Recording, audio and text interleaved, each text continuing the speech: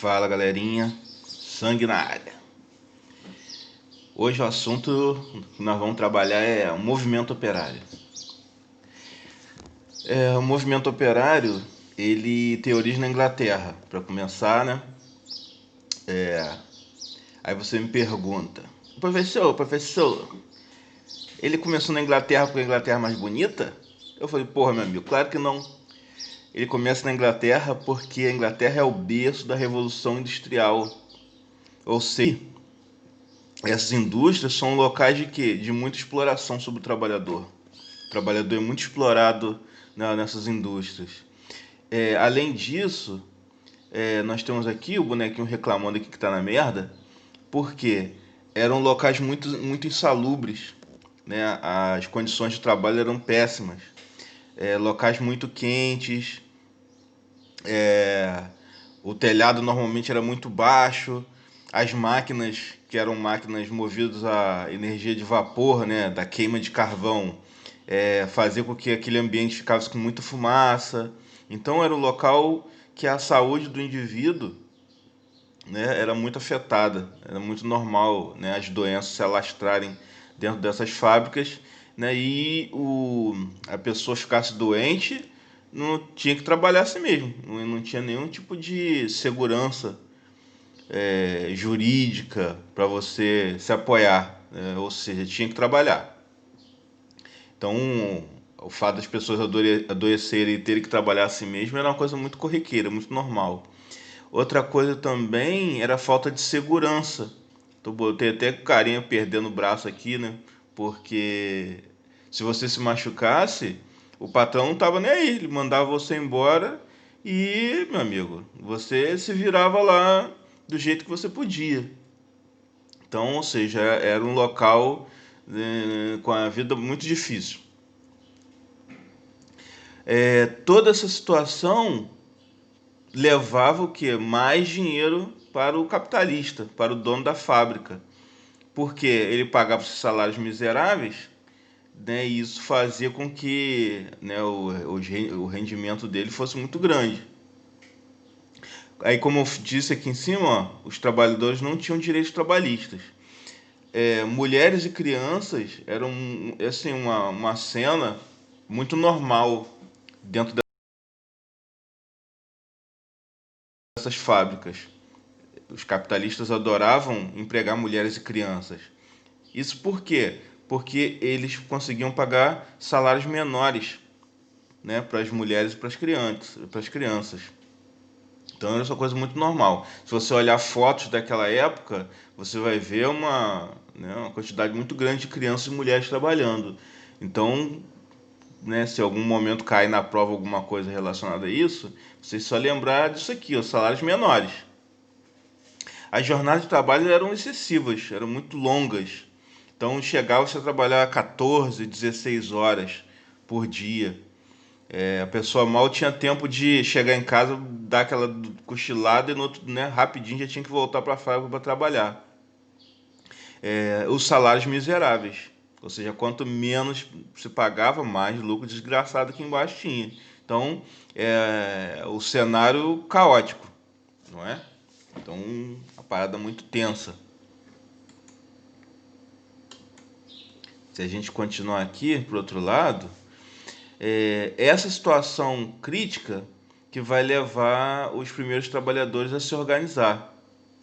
A primeira forma de organização, e que a gente vê que existe até hoje, né, que era chamadas trade unions, que eram sindicatos.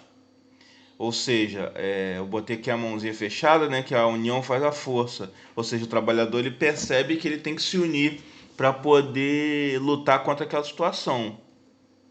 O primeiro movimento operário que ocorreu, ele não tem nenhum tipo de ligação com as trade unions, né? Os sindicatos não têm nada a ver com isso. Por quê? Porque foi um movimento que aconteceu de forma espontânea. Ou seja, os artesãos, eles passam a sair multidões pelas fábricas inglesas, metendo porrada em tudo, quebrando a desgraça toda. Ou seja, com a fúria mortal. Eu botei o bonequinho aqui sentando o cacete nas máquinas. Então, ou seja, é um movimento dos artesãos, principalmente. Esse movimento acontece principalmente em 1812, que é o ano em que 13 artesãos são presos por conta de ataques, né, que fizeram as fábricas lá. E eles são presos, alguns são deportados, alguns são até mortos. Então, ou seja, o ano que isso fica mais evidente, né, que esse movimento dos ludistas fica mais evidente. Esse ludismo, essa palavra, vem por conta desse lendário líder, né, chamado de Ned Ludd.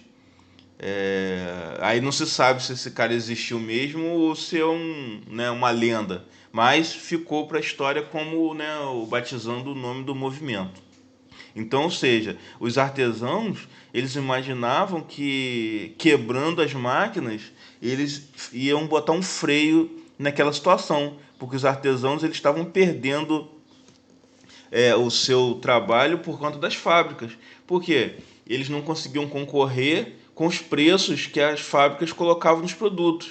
Porque a fábrica ela, né, produzia muito mais rápido, em muito maior quantidade, ela podia vender os produtos com um preço muito baixo. Como o artesão ele demorava muito mais tempo para produzir uma peça de tecido, ele tinha que vender bem mais caro. Então, ou seja, na hora da venda ele não conseguia concorrer. Então ele achava que a culpa era da máquina. Então ele sai quebrando a porra toda por conta disso. Então, ou seja, é um movimento espontâneo, né, com pouca organização. É uma coisa mais movida pelo coração. E aí, ó, não adianta quebrar as máquinas, a história mostrou isso. Não adianta quebrar as máquinas, porque o governo ele vai se colocar contra esses artesãos e vai agir de forma muito enérgica. Eu botei aqui o caixãozinho, né, com os ludistas dentro. Ou seja, a reação do governo para barrar esse movimento foi muito intenso, muita força, muita fúria. É, Depois que os primeiros sindicatos eles começam a surgir, começam a se organizar, né, o parlamento inglês ele vai logo proibir a existência desses sindicatos, porque ele vai ver o sindicato como um perigo para aquilo que estava acontecendo na Inglaterra, que eles achavam que era uma maravilha, né? Que é esse movimento de revolução industrial. Então tinha que frear esses sindicatos porque, né, eram movimentos perigosos, né, eram monstros disfarçados de trabalhadores. Então, ou seja, os bichos também eram capeta, né? Se a gente botar aqui do outro lado, o segundo movimento que nós vamos encontrar aqui é o movimento cartista. Esse é totalmente diferente do anterior, do ludista. O cartismo ele já é um movimento político, já é um movimento organizado. Vamos colocar assim, eles não saíram quebrando a desgraça toda na Inglaterra. Eles se basearam num documento que foi escrito, chamado, né, a Carta do Povo, aonde nessa carta eles vão colocar as principais intenções. Era uma carta de intenções, né? Vamos colocar assim. O que eles estão querendo aqui? Uma maior participação política. Olha só, igualdade de direitos eleitorais, que era uma coisa que não era muito normal naquela época. Então eles queriam o quê? Que não apenas os nobres e os grandes burgueses lá pudessem votar no parlamento. Não, eles queriam que, né, todos pudessem votar. Principalmente os homens, né? Que as mulheres ainda não entravam nesse movimento. Naquele período ali, as mulheres ainda estavam de fora. Então, isso aqui é um movimento basicamente masculino. Eles botam como um sufrágio universal, mas não era tão universal assim, porque as mulheres ainda ficaram de fora. Né? Então, eles estavam lutando pelo quê? Por uma representação no parlamento. Né? Aqui eu botei, ó, o voto universal masculino, secreto, ou seja, não é tão universal assim, porque, né, estão defendendo o voto masculino, uma redução na jornada de trabalho. Então, ou seja, eles estão defendendo que é uma representação no parlamento. Porque se eles tiverem uma representação no parlamento, ou se tiverem políticos que representam os trabalhadores no parlamento, esses políticos iriam lutar para fazer direitos, né, para organizar direitos para esses trabalhadores. Como que eles agiram para correr atrás disso aqui? Através de greves, protestos, saíam, né, milhares de pessoas pelas ruas de Londres protestando, fazendo as greves. Então, ou seja, eles perceberam o quê? Que não adianta quebrar as máquinas. Eles tinham que se organizar politicamente para poder tentar mudar a coisa por dentro. E isso é interessante, porque vai acabar surtindo efeito. Isso é interessante a gente observar, porque é na Inglaterra justamente que vão começar a surgir a primeira legislação trabalhista. O século XIX, né, mas principalmente a segunda metade do século XIX, nós vamos perceber o surgimento das primeiras leis trabalhistas. Então, ou seja, esse movimento operário ele acabou surtindo efeito. Nós temos aqui, ó, são modestas, mas pelo menos está acontecendo. A limitação das jornadas de trabalho para as crianças, ou seja, aquelas jornadas de 14, 16 horas, elas começaram a ser limitadas para as crianças. Né? A proibição do trabalho de menores de 9 anos, ou seja, você não podia contratar uma criança, por exemplo, de 6 anos para trabalhar dentro de uma fábrica daquela cheia de fumaça, cheia de calor. É, Passou a ter uma exigência, né, para ter uma frequência na escola. Olha que doideira. Naquela época, né, os caras já começaram a defender isso aqui, ó, a frequência do aluno na escola. A criança tem que estar na escola. Então, ou seja, eles reduziram a carga horária da criança para que permitisse que eles frequentassem a escola. Então, nós vemos hoje, né, essa exigência, né, do aluno ter que ir para a escola e tudo mais, é uma coisa que já começa, né, é o resultado daquele movimento operário, né, que começa naquele período. E aqui nós temos também, olha que interessante, era uma coisa muito normal percebermos mulheres e crianças nas minas de carvão, que eram locais assim perigosíssimos para trabalhar. Então, essas leis trabalhistas, né, essa legislação, ela também proíbe o trabalho de crianças e mulheres nas minas de carvão. Ou seja, deixa esse tipo de trabalho só para os homens, que era um trabalho muito perigoso, né, muito desgastante, né, trabalhavam ali né, 500 metros abaixo do nível da terra, né, 500 metros para dentro da terra, assim, de profundidade, eram locais muito ruins.